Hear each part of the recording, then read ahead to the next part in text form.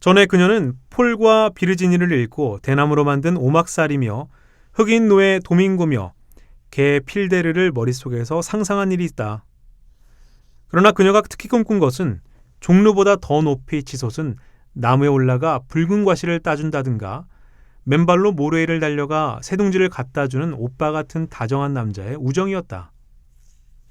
13살 때 아버지는 그녀를 수도원에 보내기 위해 직접 도시로 데리고 갔다. 생 제르베가 어느 여관에 묵었는데 저녁 식사 때 라 발리에르 아가씨의 이야기를 그린 그림 접시가 나왔다. 글자는 칼 자국 때문에 많이 지워져 있었으나 전체적으로 신앙과 착한 마음과 궁중의 화려함을 찬양한 그림이었다. 수도원에서 처음 얼마 동안은 지루하지도 않고 수녀들과 사는 것이 즐거웠다. 수녀들은 그녀를 위로하기 위해 곧잘 성당으로 데리고 갔다. 성당은 식당에서 긴 복도를 지난 곳에 있었다. 그녀는 쉬는 시간에도 별로 놀지 않고 교리문답을 열심히 외웠기 때문에 보좌 신부가 어려운 질문을 하면 언제나 엠마가 맡아놓고 대답했다.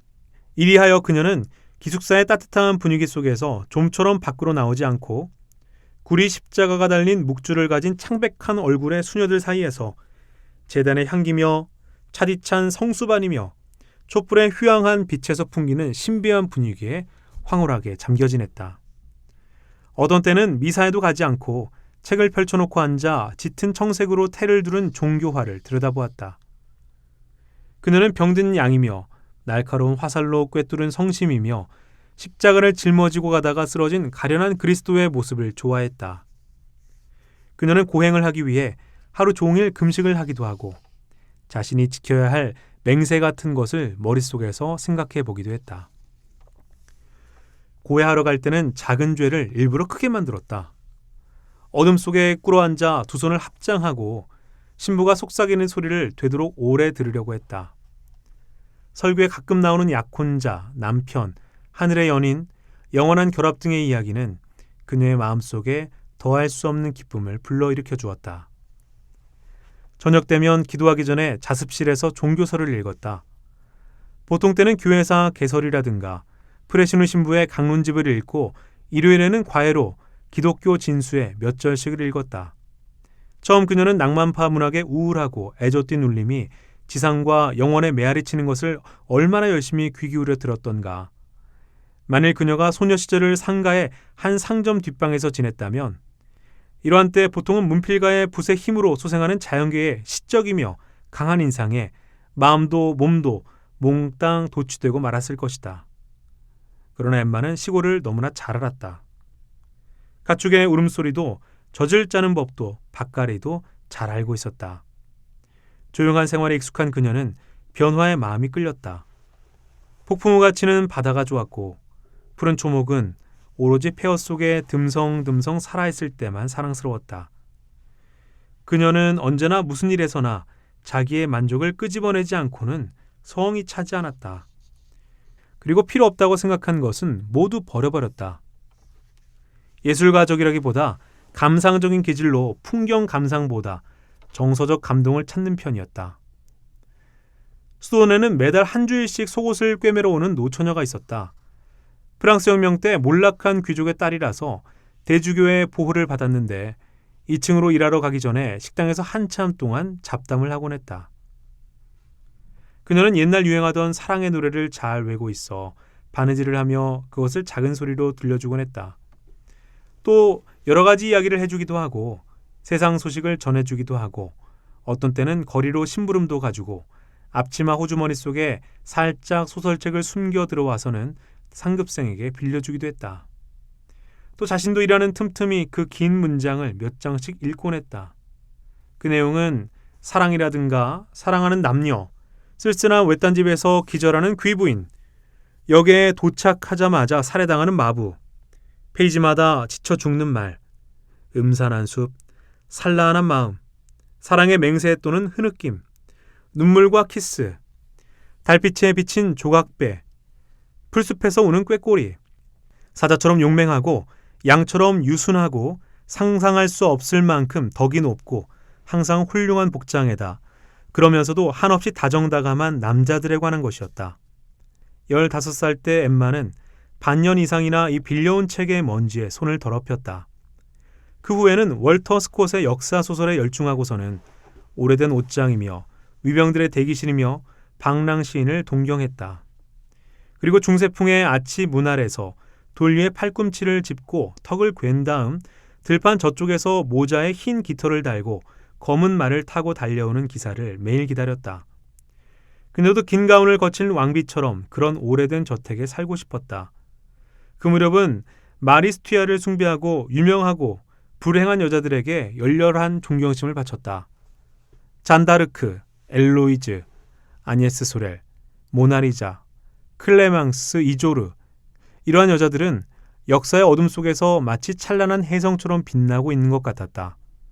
또 거기에는 떡갈나무 그늘 아래에 있는 성 루이, 죽어가는 베아르 장군, 루이 11세의 잔인한 행위, 성 바르텔레미의 학살에 대한 얘기도 조금씩 있고 앙리 4세가 썼던 투구의 앞장식, 그리고 루이 14세를 찬양하는 그림 접시의 기억, 이런 것들도 조금씩 여기저기에 아무런 연관도 없이 어둠 속에 더욱 흐릿한 모습으로 떠 있었다. 음악 시간에 엠마가 부르는 소곡에는 언제나 황금 날개를 가진 어린 천사와 마돈나가 베니스에서 목욕하는 얘기며 곤돌라의 뱃사공이 나왔는데, 이런 평화로운 노래들은 졸렬한 문구와 우스운 음절로 되어 있으면서도 뭔가 감정을 뒤흔드는 매혹적인 환상을 엿보게 해주었다. 친구들 중 몇몇은 새 선물로 받은 책들을 수도원으로 가지고 왔는데 그것을 숨기는 것이 큰일이었다. 그들은 그 책을 침대 밑에 숨겨놓고는 밤마다 살짝 읽었다. 엠마는 아름다운 세틴천으로 포장한 책 표지를 가만히 어루만지며 작품 끝에 대개는 백작이나 자작의 칭호와 함께 서명한 미지의 저자의 이름을 경의에 가득 찬 눈으로 물끄러미 바라보곤 했다. 그녀는 사파 위에 덮인 얇은 종이를 입으로 훅 불어젖힐 때마다 몸을 떨었다. 종이는 반쯤 떠올랐다가 다시 천천히 떨어졌다.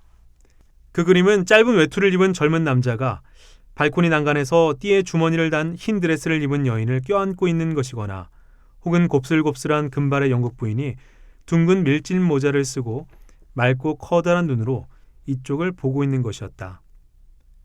때로는 공원 한가운데를 마차를 타고 여발한 듯이 달리는 여자의 그림도 있었고, 흰 바지를 입은 소년 마부들이 끄는 마차 앞에 그레이하운드 개가 달리는 것도 있었다. 어떤 그림은 뜯은 편지를 옆에 놓고 안락의자에 앉아 꿈꾸듯 반쯤 가린 커튼 너머로 달을 바라보는 여자의 모습이었다.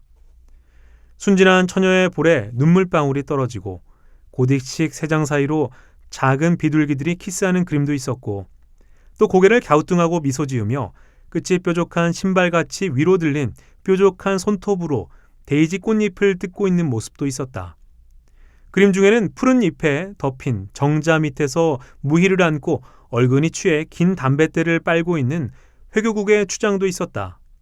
그리고 이교도, 터키식 칼, 그리스식 모자, 특히 디오니소스적인 나라의 파란 경치, 그 중에는 종려나무며 전나무, 오른쪽에 호랑이, 왼쪽에 사자, 지평선에는 타타르식 낡은 탑, 정경에는 로마의 폐허, 그리고 웅크린 낙타들, 이 모든 풍경이 씻은 듯 아름다운 원시림에 둘러싸여 있었다. 그리고 쏟아지는 햇빛은 물 위에서 흔들리고 강철빛으로 빛나는 그 물 위를 백조들이 마치 손톱 자국처럼 뚜렷한 자국을 남기며 헤엄쳐 다니고 있었다. 엠마의 머리 위쪽 벽에 걸린 램프의 등피에 반사된 빛이 이러한 모든 풍경을 그린 그림을 비춰주었다. 조용한 침실, 밤늦게 큰 길을 지나가는 마차의 먼 울림 속에서 그 그림들은 차례로 그녀 앞을 스쳐 지나갔다.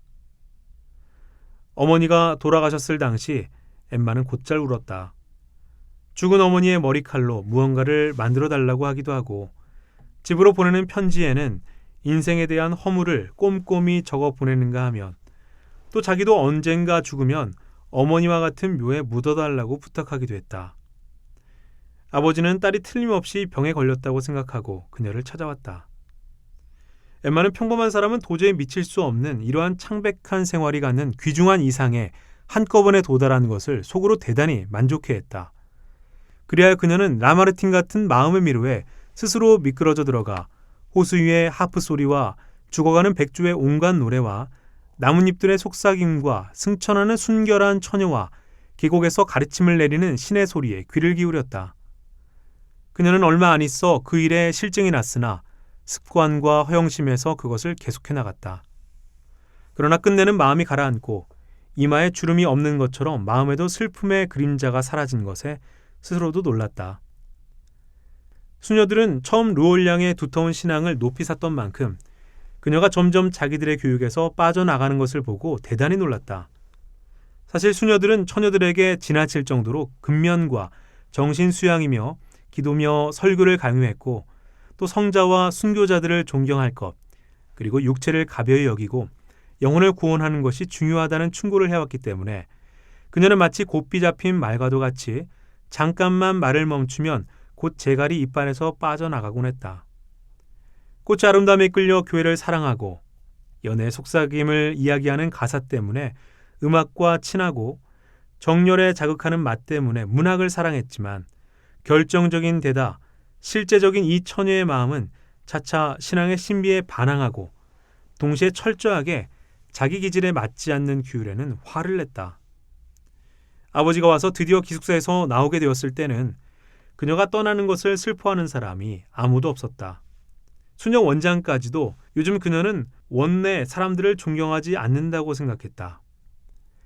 집에 돌아온 엠마는 한동안 쾌활하게 하인들과 지냈으나 곧 얼마 안가 시골을 실증내고 차차 수도원을 그리워했다. 샤를이 처음으로 베르토에 왔을 때는 마침 그녀가 이제 세상을 모두 알았다. 아무것도 새로운 것이 없다고 생각하고 한참 환멸에 빠져 있을 때였다.